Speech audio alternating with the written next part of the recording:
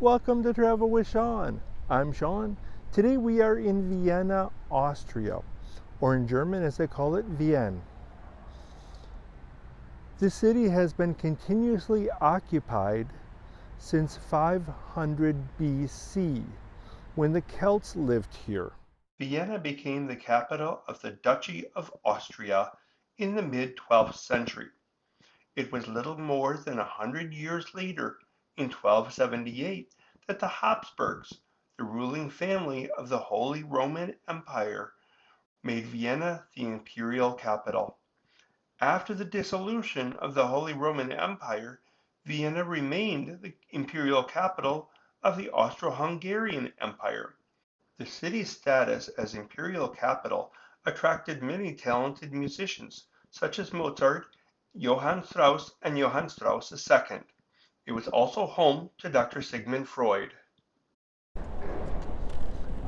Standing in front of the Vienna Rathaus, which in English is the Vienna City Hall. It was built from 1872 to 1883, and for 2 years after its completion, it was the tallest city hall in the world. That is until 1885, when the City Hall of Milwaukee, Wisconsin in the USA was built.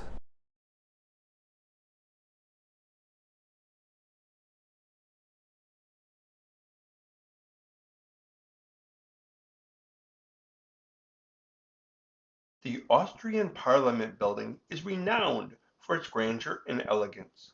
Construction began in 1874 and completed 9 years later.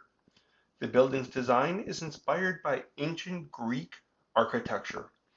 This portico is the most iconic feature of the building. You see it has 6 Corinthian columns and other statues and intricate relief artwork. The relief artwork on these gables represents the 17 provinces of the Austro-Hungarian Empire. On the roof are statues of chariots pulled by 4 horses, and they represent victory.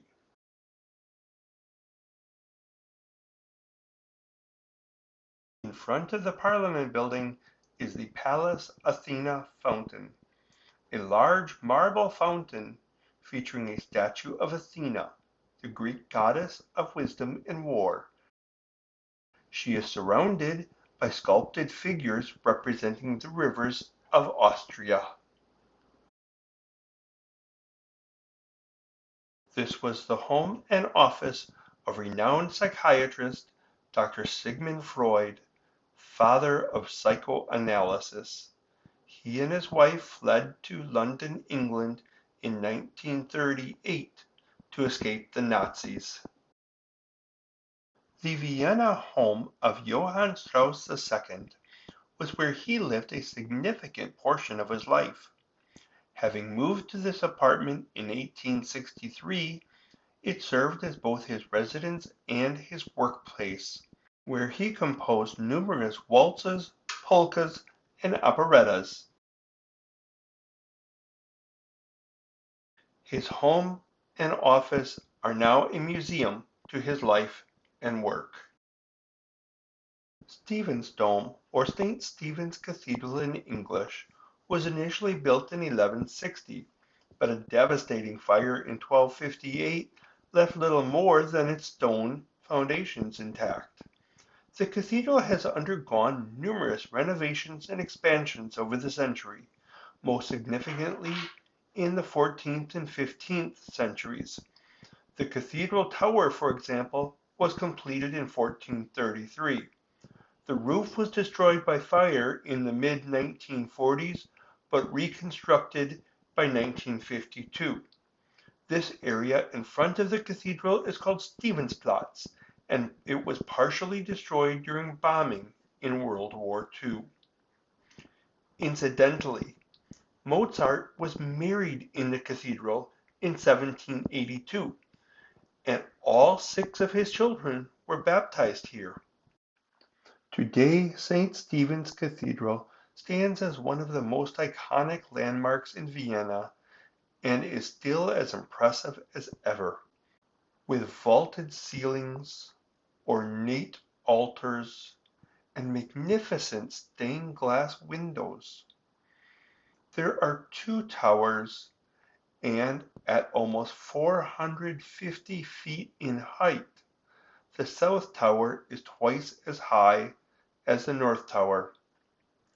The towers are home to a collection of 23 bells, many of which are celebrated as some of the most beautiful and ornate in all of Europe.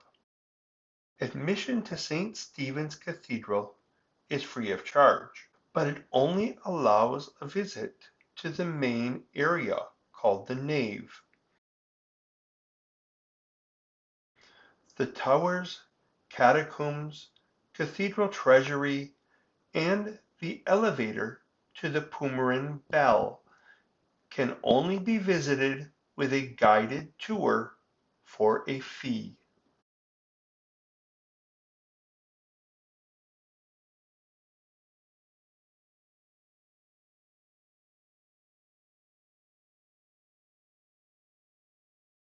The Weeping Black Madonna of Mariupol's Hungary spontaneously began weeping in the 1600s, but after it moved to Vienna, it stopped weeping. Mozart died on December 5, 1791, and the next day his body was consecrated in the cathedral and then buried in an unmarked grave on the outskirts of Vienna. In 1931, on the 140th anniversary of his death, Mozart's Requiem was performed in the cathedral, and the Vienna Schubert Association, named after musician and composer Franz Schubert, erected this memorial plaque in the cathedral's cross chapel.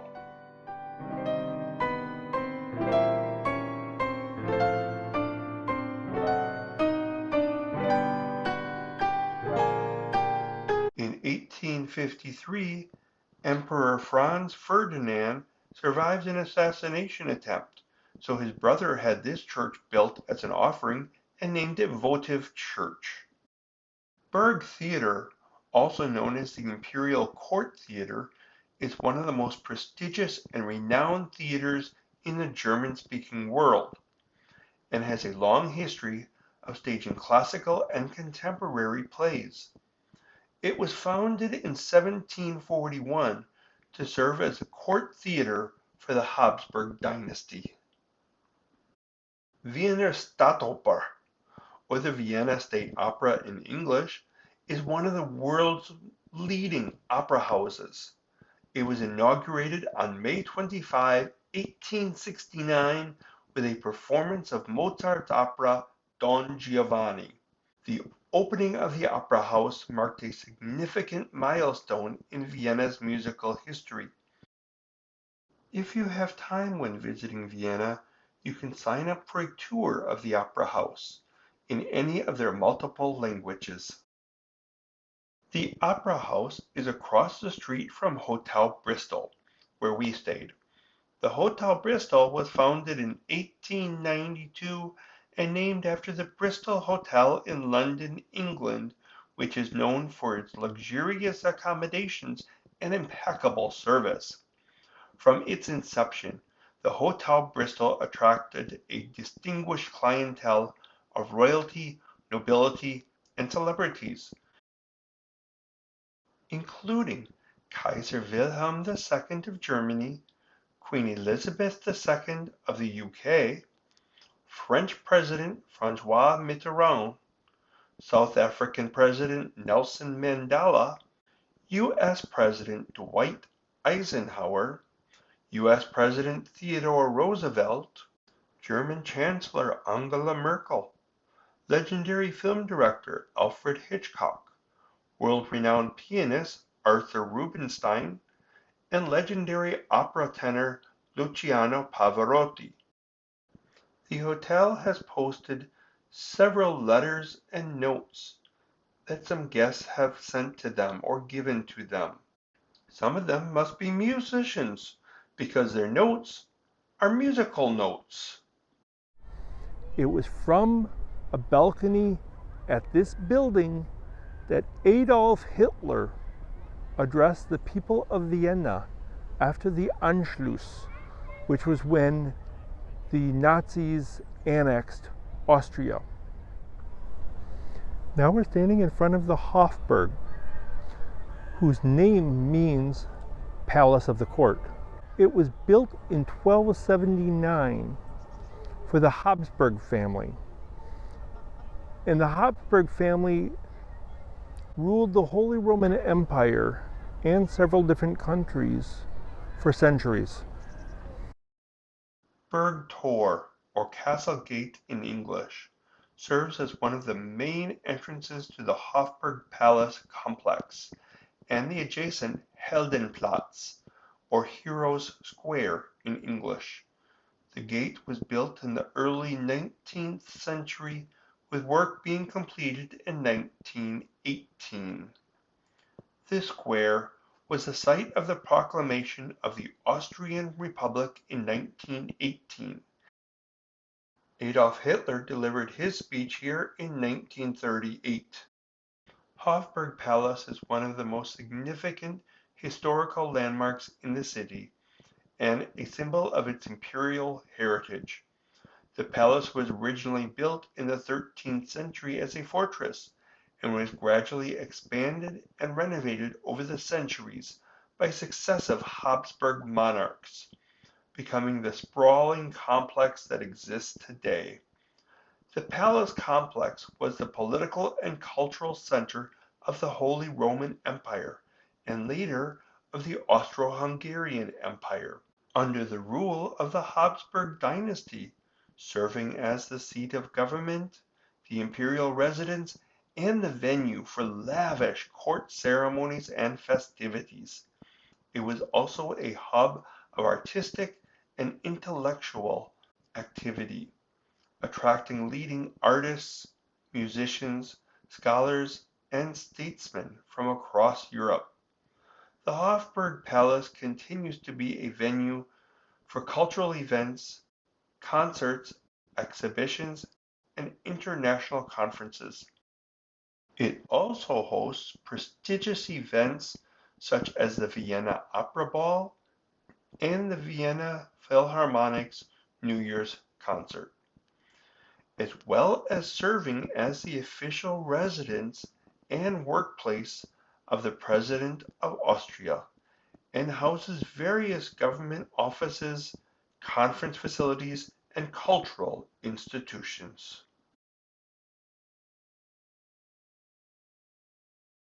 Vienna Concert Hall, known as the Wiener Konzerthaus in German, is one of the most prestigious concert venues in the world and a cultural landmark in Vienna.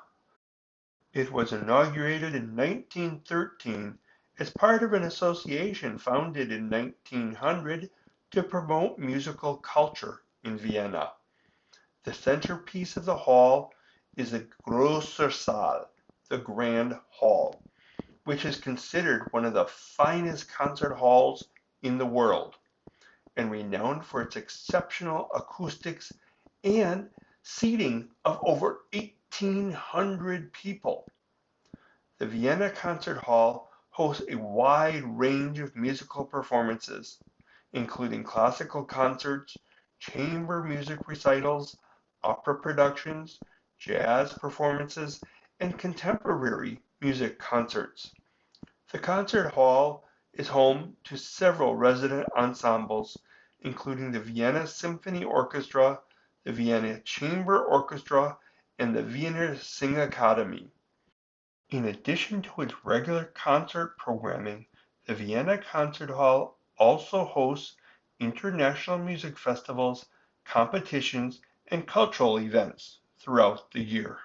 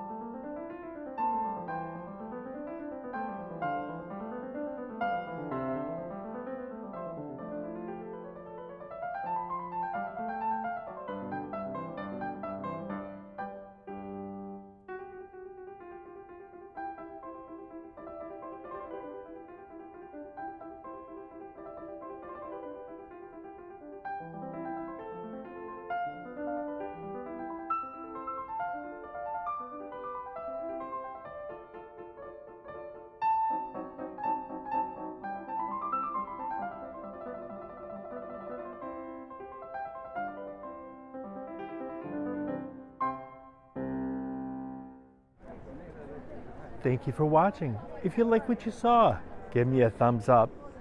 Please subscribe and leave a comment. All of this helps me grow my channel. I appreciate your support. I appreciate your comments. Until next time, auf Wiedersehen. Tschüss. Bye-bye.